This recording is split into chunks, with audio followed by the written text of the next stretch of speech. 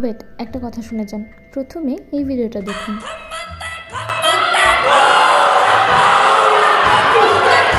এই ভিডিওটা নিশ্চয়ই একবার হলেও আপনাদের চোখে পড়েছে, কারণ এটা কিন্তু অনেক ভাইরাল একটা ভিডিও। এবার এই ইনফরমেশনটা দেখুন। মানুষ হিসেবে স্বীকৃতি পেল একটি পাহাড়।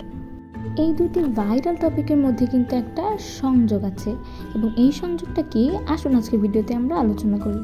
এই ভিডিওতে যাকে দেখছেন তিনি হচ্ছেন নিউজিল্যান্ড পার্লামেন্টের সর্বকনিষ্ঠ এমপি।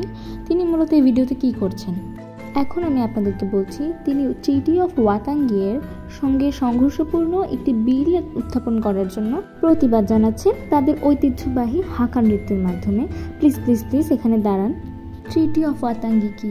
ট্রিটি অফ ওয়াতাঙ্গি হচ্ছে নিউজিল্যান্ডে 18 শতকে ঔপনিবেশিক শাসন যখন চলছিল তখন ব্রিটিশ সরকার এবং 1300 শতক থেকে নিউজিল্যান্ডে বসবাসকারী মাওরি নামক একটি সম্প্রদায় তাদের মধ্যে স্বাক্ষরকৃত একটি চুক্তি।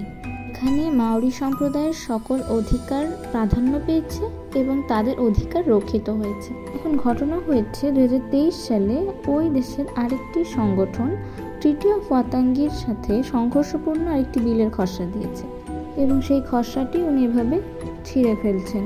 এখান থেকে প্রতিবাদ শুরু হয়ে 2024 সালের শেষেও কিন্তু দেখি যে অনেক মাওরি সম্প্রদায়ের মানুষ নিউজিল্যান্ডের পথে প্রোটেস্ট করছে। এখন মাওরি সম্প্রদায়ের একটি পবিত্র স্থান রয়েছে যেটিকে তারা তাদের পূর্বপুরুষ হিসেবে গণ্য করেন, পূজা করে। সেইটির নাম হচ্ছে তারানাকি মাউন্টেন। 2025 সালে 30 জানুয়ারি কিন্তু সব আন্দোলন সংগ্রামের পরে নিউজিল্যান্ড সরকার এই পাহাড়টিকে মানুষ হিসেবে স্বীকৃতি দিয়েছে। এর অর্থ দ্বারায় পাহাড়টিকে সম্পূর্ণ মানবিক অধিকার এবং দায়িত্ব প্রদান করা হয়েছে। এর কিন্তু একটা মানবিক নামও দেওয়া হয়েছে, এবং সেই নামটি হচ্ছে তে কাহুই তুপুয়া। তো আপনারা গল্পের মোরাল অফ দ্য স্টোরি তো বুঝলেন নিশ্চয়ই।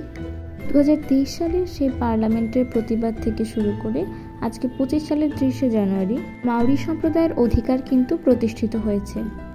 তো আজকের এই ভিডিওতে আমরা কিন্তু সবাই মিলে একটা নতুন তথ্য জেনে ফেললাম। এই যে পাহাড়কে মানুষ নামকরণ করা যায়, এই কনসেপ্ট কিন্তু আমাদের কাছে নতুন। এরকম আরো নতুন নতুন নানা তথ্য জানতে বকবক পেজটির সাথেই থাকুন। সবাইকে অসংখ্য ধন্যবাদ।